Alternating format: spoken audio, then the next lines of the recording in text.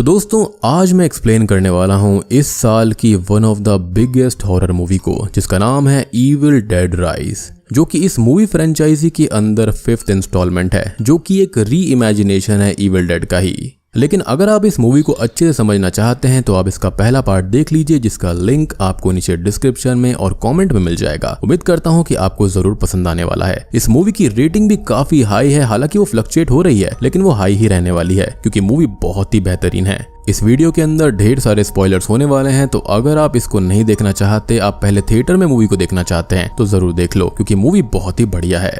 और अगर movie ticket वगैरह बुक करना चाहते हो तो उसका लिंक आपको नीचे डिस्क्रिप्शन और पिन कमेंट में मिल जाएगा, जाकर जरूर देख लेना।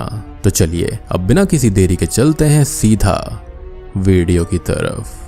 तो मूवी की शुरुआत एक क्रीपी से सेक्लूडेड कॉटेज और जंगलों को दिखाते हुए होती है, जो कि एज यूजुअल होता है, जहां पर हम 3 दोस्त जेसिका, केलब और टेरेसा को टाउन से दूर इसी जंगल में मस्ती करते हुए देख पाते हैं, जो कि लेक के किनारे मजे कर रहे थे। लेकिन हम नोटिस करते हैं कि केलब और टेरेसा ही यहाँ मस्ती कर रहे थे, तो जेसिका कहाँ पर थी? और ऐसा इसलिए होता है क्योंकि जेसिका की तबीयत खराब थी। जेसिका से मिलने टेरेसा अंदर आती है, लेकिन वो ज्यादा कुछ नहीं बोलती। टेरेसा अब जेसिका के साथ मस्ती करते हुए किताब पढ़ने लगती है, लेकिन तभी जेसिका बिना देखे ही किताब को डिमोनिक टोन में रीड करने लगती है, जो कि टेरेसा के लिए शॉक वाली बात थी।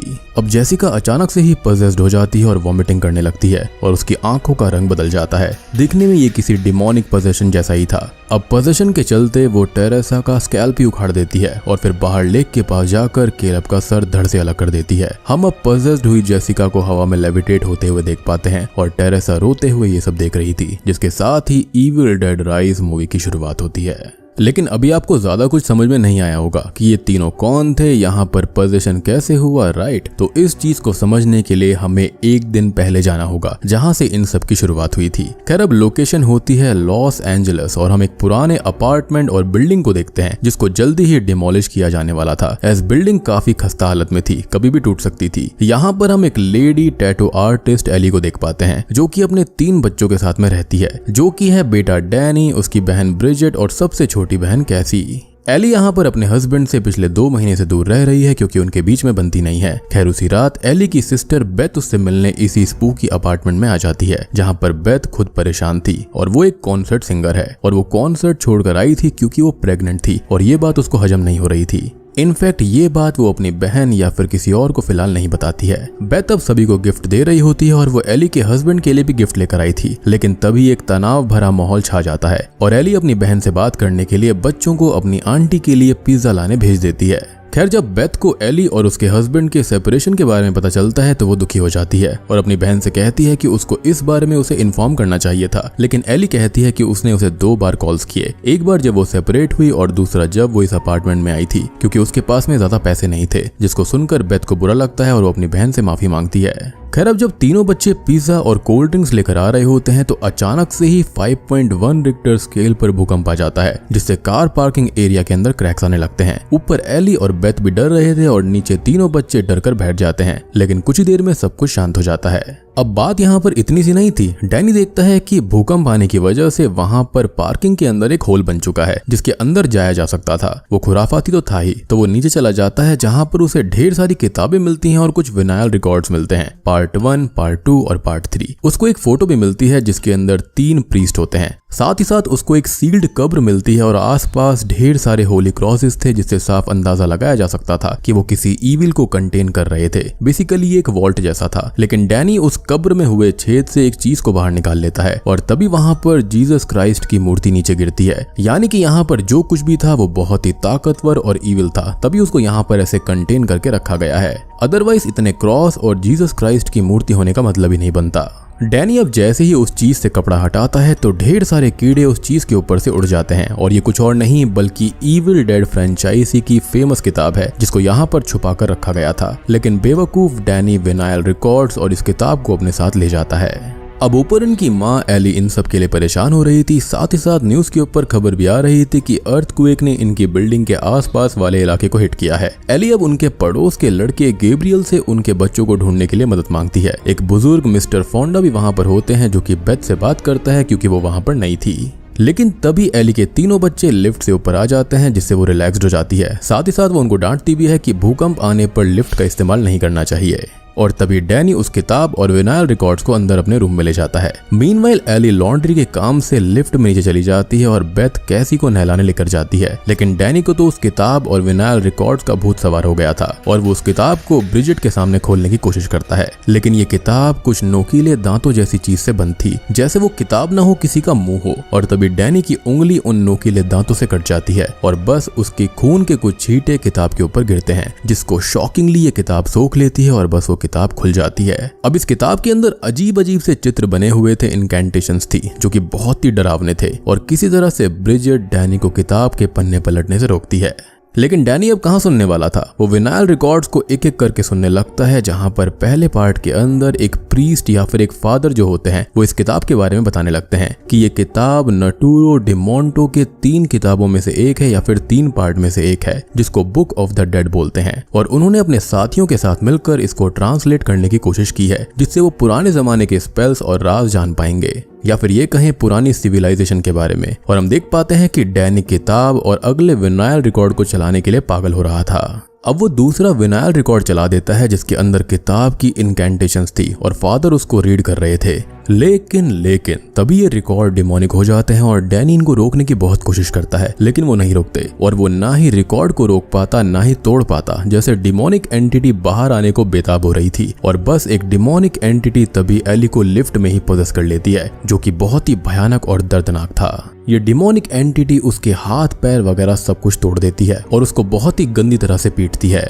साथ ही साथ उनके फ्लोर की लाइट भी चली गई थी और डैनी ये सब देखकर शॉक्ड हो जाता है, क्योंकि किताब के पन्ने खुद पे खुद ही पलटे जा रहे थे। अब लाइट जाने से बेथ और कैसी भी डर जाती है। साथ ही साथ ब्रिजेट नोटिस करती है कि सिर्फ उनके यहाँ की ही लाइट गई है, ना कि कहीं और की, यानी कि जो कुछ गलत होने वाला था वो यहीं पर था। अब एली ऊपर आती है, जो कि बिल्कुल ठीक नहीं लग रही थी। जैसे शुरुआती सीन में जेसिका के साथ हुआ था, वैसा ही सेम यहाँ पर एली के साथ पोजेशन हुआ है। हमने लिफ्ट के अंदर उसकी सारी हड्डियां टूटी हुई देखी थी। इनफैक्ट साफ दिख रहा था कि कोई अदृश्य शक्ति उसके अंदर है। खैर एली अब किचन में कच्चे अंडे पैन में तोड़कर पकाने लगती है और जब बेथ और बाकी बच्चे उसे बात करने आते हैं तो वो अजीब तरह से बात करती है और हंसती है। और उन सबको डराने के बाद में एली थोड़ी सी होश में आती है और बस एक ही बात कहती है कि वो मेरे अंदर है और उसको मेरे बच्चों को नुकसान पहुंचाने मत देना। खैर इसके बाद में एली बहुत ही ज्यादा वॉमिट करती है, जैसे जेसिका ने करी थी, और वहीं पर वो कोलैप्स हो जाती है। खैर अब बेथ और डैनी एली को हॉस्पिटल ले जाने की कोशिश करते हैं, लेकिन लिफ्ट में जाने से ये लोग डर रहे थे और स्टेयर्स भी पूरी तरह से टूट गई थी, जो कि शायद से अर्थक्वेक की वजह से हुआ होगा या फिर ये डिमोनिक पावर हो सकती है।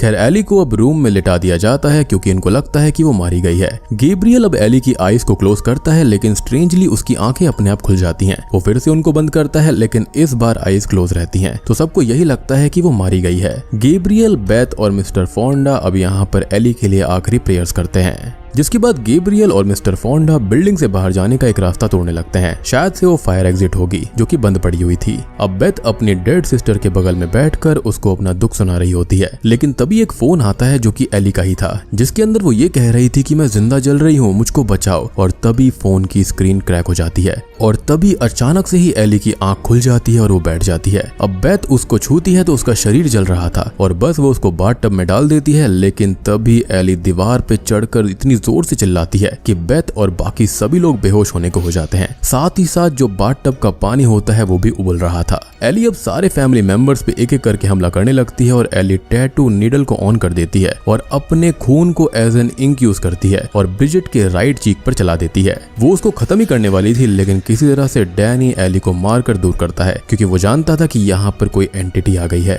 और अब तभी यहाँ पर ट्रेलर का फेमस सीन आता है, इनी मीनी माइनी मो। और बस इतने में ही गैब्रियल और मिस्टर फोंडा अंदर आ जाते हैं, जो कि उसको देखकर घबरा जाते हैं। लेकिन एली गैब्रियल के ऊपर हमला करके उसकी एक आंख को अपने मुंह से ही उखाड़ लेती है और ब्रिजेट को लाइक करने वाले उसके पड़ोसी के मुंह के अंदर फेंक देती है और मौके का फायदा उठाकर बेथ अपार्टमेंट का गेट ही बंद कर देती है। लेकिन बेथ और बाकी सभी उस गेट के होल से देखते हैं कि एली को पजेस करने वाली एंटिटी या फिर डेमन ने गैब्रियल और बहुत से लोगों को मार दिया है। मिस्टर फोंडा गन से एली को शूट करते हैं, लेकिन वो उनको भी खत्म कर देती है, क्योंकि ये सुपर नेचुरल एंटिटी है जो कि बिल्कुल भी ऐसे खत्म नहीं होती। ब्रिजेट यहाँ अपने भाई डैनी से लड़ने लगती है कि जब से वो किताब इस घर के अंदर आई है और उसने विनाइल रिकॉर्ड चलाया है, तब से ही ये सब हुआ। और बेथ उनको रोकती है कि आपस में लड़ने से कुछ नहीं होगा। तभी पजेस्ड हालत में एली छोटी सी कैसी को अपनी मीठी मीठी बातों में फंसा जाकर उससे गेट हल्का सा खुलवा लेती है और उसको चोक करने लगती है, जिसके चलते बेथ उसको बचाती है। मीनवाइल ब्रिजिट के साथ एक अजीब चीज होना शुरू हो जाती है कि उसका घाव अब अजीब सा हो गया था। उसके मुंह, कान, नाक से काला लिक्विड निकलने लगता है, जिसके बाद वो कीड़े उगलती है और वो भी पजेस्ड हो जाती है। असल में वो एक डेडाइट बन गई थी, जो कि इस फ्रेंचाइजी की ही फेमस चीज है। जब बेथ उसके पास किचन में उसको देखने आती है तो वो कांच खा रही होती है और देखने से साफ पता चल गया था कि वो पोजीशन में थी। एली ने अपने खून से उसके फेस पे टैटू मशीन से खरोच दिया था, तो ये वहीं से हुआ था। ये एक इन्फेक्शन जैसा है या फिर ये काइंड ऑफ ए प्लेग है। खैर, ब्रिजिट एक चीज ग्रेटर से बेथ के पैर की खाल निकाल लेती है, जो कि काफी शॉकिंग था। लेकिन किसी तरह से बेथ बचकर भागती है और फिर वो डैनी और कैसी पे हमला करती है। लेकिन कैसी की बनाई गई डॉल की लकड़ी ब्रिजिट के सर के आर पार हो जाती है, जिससे वो नीचे गिर जाती है और कैसी की बात सच हो जाती है कि उसकी डॉल उसको बचाएगी। कैसी, बेथ और डैनी शॉक थे कि ये सब उनके साथ हुआ क्या है और उनको ये एक नाइटमेयर लग रहा था। लेकिन सेफ्टी के लिए डैनी ब्रिजिट को एक बेड से बांध देता है। डैनी अब फाइनली बेथ को पार्किंग लॉट के होल में मिली किताब यानी कि नटूरो डिमोंटो या फिर बुक ऑफ द डेड और कुछ विनाइल रिकॉर्ड्स के बारे में बता देता है। डैनी बोलता है कि उसने खाली 2 ही रिकॉर्ड सुने थे और दूसरे के अंदर ये इनकैंटेशंस थी, जिसके बाद में ये सब हुआ। तीसरा सुनना भी बाकी है, लेकिन लाइट नहीं थी और रिकॉर्ड प्लेयर भी खराब हो गया था। लेकिन बेथ को ये फिक्स करना आता था, क्योंकि म्यूजिक और ये सब उसका पैशन था। वो ये सब करती रहती थी। वो रिकॉर्ड को ठीक करके 3rd विनाइल रिकॉर्ड को सुनना शुरू करती है, वो भी हेडफोन्स में, ताकि कोई और इसको ना सुन पाए और कोई नुकसान भी हो तो खाली उसको हो।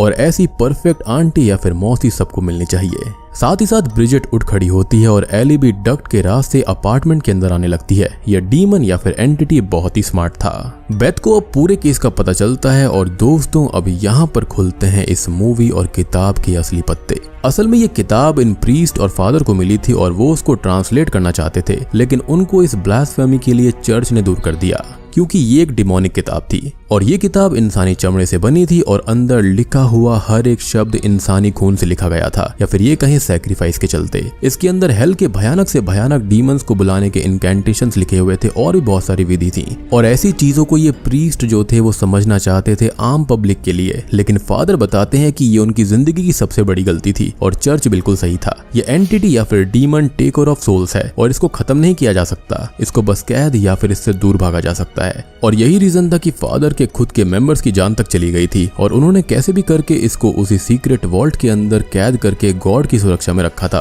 ताकि ये बाहर ना आ पाए। लेकिन डैनी इस किताब की प्रेजेंस से टेम्प्ट हो गया और डीमन ने खुद को इनकैंटेशंस रीड करवा के फिर से आजाद करवा लिया। फादर का तो ये भी कहना था कि इसके ऊपर एग्जॉर्सिज्म या फिर प्रेयर्स का भी असर नहीं होता। अब इस डीमन के खून से या फिर उसके दिए हुए घाव से इंसान डेडाइट्स में कन्वर्ट हो जाते हैं, या फिर ये कहें इस डीमन का एक अंश उन घावों से इंसान के अंदर आ जाता है, जिससे वो भी पजेस्ड हो जाते हैं और एक लिंक रहता है डीमन और बाकी डेडाइट्स के अंदर। खैर, विनाइल रिकॉर्ड सुनते सुनते 2 चीजें होती हैं कि एक तरफ तो ब्रिजिट किचन के अंदर अपने ही भाई डैनी को चाकू मार देती है और वो उसको आग से जला देता है, जिससे कि वो नीचे गिर पड़ती है। तभी एली भी डक्ट के रास्ते उसी विनाइल रिकॉर्ड वाले रूम में आ जाती है और बेथ उससे लड़ने की कोशिश करती है, लेकिन ऑब्वियसली नाकामयाब हो जाती है। इनफैक्ट एली विनाइल रिकॉर्ड को खुद के जरिए सुनाती है और मॉक करती है कि मुझे यानी कि ये एंटिटी को हराया नहीं जा सकता, अब बस कैसी और बेथ ही बचे थे। डैनी अब जख्मी हालत में बाहर आता है और मारा जाता है। कैसी तो छुप जाती है, लेकिन एली बेथ को मारने आती है और डीमन को एहसास हो जाता है कि बेथ प्रेग्नेंट है और उसके पास लेने के लिए 2 सोल्स हैं। वो काफी खुश था, लेकिन कैसी को जब एहसास होता है कि उसकी आंटी मां बनने वाली है तो वो उनको एक सीजर पकड़ा देती है, जिससे वो एली के मुंह में ही घोंप देती है, जिससे कुछ वक्त के लिए एली वहीं पर रुक जाती है। असल में इस डीमन को मजे लेने में काफी अच्छा लगता था। वो विक्टिम्स को टॉर्मेंट किया करता था। जितना ज्यादा डर होगा उसके लिए सोल्स उतनी ही मीठी होंगी। खैर, कैसी और बेथ अब हॉलवे में आते हैं जहां पर मिस्टर फोंडा की गन से बेथ एग्जिट को तोड़ने वाली थी, लेकिन तभी एली जाग जाती है और गोली सीधा एली के पैर में बेथ मार देती है, जिससे उसका एक पैर खत्म हो जाता है, साथ ही साथ उसका हाथ भी। फिर भी एली यहाँ पर कैसी को फंसाने के लिए मीठी मीठी बातें करती है, लेकिन इस बार कैसी उसकी बातों में नहीं आती और कहती है कि you are not my mom. अब एक एक करके सारे के सारे विक्टिम्स डेडाइट्स में कन्वर्ट होने लगते हैं और बोलने लगते हैं कि शाम तक कोई भी नहीं बचेगा। जिसके बाद में कैसी और बेथ के पास लिफ्ट से भागने के अलावा कोई और रास्ता नहीं था, लेकिन जो लिफ्ट होती है वो बंद नहीं हो रही थी, क्योंकि वहां पर घर की चाबी पड़ी हुई थी, साथ ही साथ कार की भी, क्योंकि जब एली पजेस्ड हुई थी तो उसके हाथ में ये चाबियां थी। कैसी यहाँ पर स्मार्टली प्ले करती है और चाबियों को अपने पास रख लेती है, जिससे कि ये लिफ्ट बंद हो जाती है। लेकिन हम देखते हैं कि एली के जिस्म के अंदर पजेस्ड हुए डैनी और ब्रिजिट खुद को जोड़ लेते हैं, जिससे कि लिफ्ट में खून भरने लगता है, जो कि बहुत ही बेहतरीन सीन था। जैसे जैसे लिफ्ट नीचे जा रही थी खून भी बढ़ता जा रहा था और बुक ऑफ द डेड खुद पे खुद पलट के एक पेज पे आ जाती है जहां पर कई सारे हाथ पैर मुंह वाला एक क्रीचर होता है और इसी क्रीचर के अंदर एली बदल जाती है। अब लिफ्ट किसी तरह से नीचे आती है और ओवरलोड होने की वजह से ओपन होने लगती है, जिससे ढेर सारा खून बाहर आता है जो कि द शाइनिंग मूवी की याद दिलाता है। मतलब देख रहे हो कितनी छोटी छोटी बारीकियों का ध्यान रखा गया है और इसलिए ये मूवी बहुत ही बेहतरीन है। खैर अब ये दोनों खून से लथपथ उठते हैं और कार लेकर भागने लगते हैं, लेकिन कार एक क्रैक के अंदर फंस जाती है और तभी एली डीमन वहां पर आ चुकी थी। साथ ही साथ वहां पर काफी फॉग भी थी जो कि इसी डीमन की एक शक्ति है। खैर ये डीमन कैसी को पकड़ लेता है और एक सॉ की मदद से उसको मारने ही वाला होता है, लेकिन बेथ उसको बचा लेती है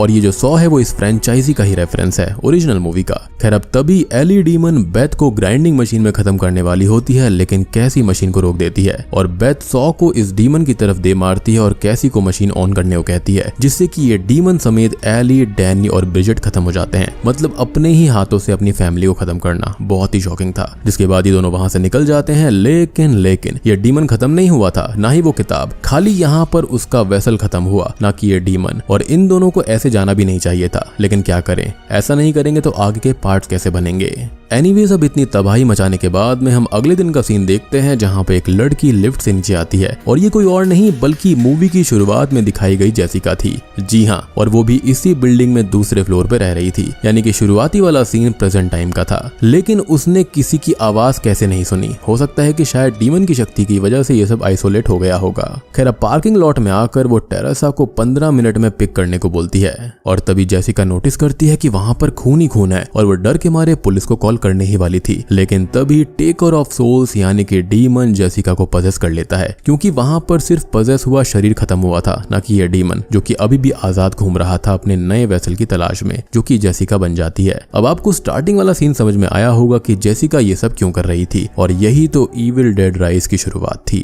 और बूम, इसी के साथ में ये मूवी यहीं पर खत्म हो जाती है। तो दोस्तों ये थी इविल डेड राइज मूवी की कहानी, और राइज इसलिए क्योंकि ये एंटिटी काफी टाइम बाद फिर से जाग गई और नटूरो डिमोंटो का एक पार्ट नहीं है बल्कि 3 है, यानी कि इस मूवी के हिसाब से तो एटलीस्ट ऐसा है। तो ये सेंस भी बनाता है कि किताबें अलग अलग जगह पर कैसे थीं और मूवी के अंदर जो प्रीस्ट की आवाज है ना वो रियल ऐश विलियम्स की रेफरेंस दिखाने के लिए है। डेडाइट्स और ये सभी रेफरेंस ही थे। सॉ से हमला करना, खून में लथपथ होना, ये सब काफी बढ़िया है और ओरिजिनल का ही रेफरेंस है। मूवी के अंदर भर भर के गोर सीन्स और डरावने सीन्स हैं, तो स्टोरी वाइज तो कुछ नया नहीं मिलेगा, लेकिन सीन्स बहुत ही अच्छे से एग्जीक्यूट किए गए हैं। Definitely one of the best horror है इस साल की, और इसको स्टोरी वाइज मत देखना, खाली हॉरर के उससे देखना। हालांकि अब मैं सारी इविल डेड मूवीज और सीरीज कवर करके आपको एक टाइमलाइन समझाने की कोशिश करूंगा कि ये किताब अलग अलग टाइम पे अलग अलग जगह पर कैसे जा रही थी, क्योंकि उस पे काम चालू हो चुका है। सबसे बड़ी बात, ये किताब अपने आप में मस्त है। रियल में ऐसा कुछ एग्जिस्ट भी करता है। अगर आप चाहो तो मैं उस किताब को भी कवर कर सकता हूँ। कमेंट में जरूर बता देना। मुझे पर्सनली मूवी मस्त लगी और थिएटर रेस्पॉन्स भी काफी बढ़िया था। एंड में तो सब बिल्कुल चुप हो गए थे जैसे सांप सूंघ गया हो। इनफैक्ट पोस्ट क्रेडिट सीन के बारे में मत सोचना, वो तो है ही नहीं, तो क्रेडिट्स आते ही निकल जाना। लेकिन हाँ, अगर आपको स्टार कास्ट और किसने क्या कैसे किया है देखना है तो जरूर रुक जाना, क्योंकि ये लोग भी क्रेडिट डिजर्व करते हैं। लेकिन ये एक मस्ट वॉच मूवी है। तो उम्मीद करता हूँ कि आपको इविल डेड राइज मूवी की एक्सप्लेनेशन पसंद आई होगी। पसंद आई है तो वीडियो को लाइक कर देना, चैनल के ऊपर नए हैं तो सब्सक्राइब कर लीजिए। तो मैं आप सबको मिलता हूँ अगली वीडियो के साथ में, तब तक के लिए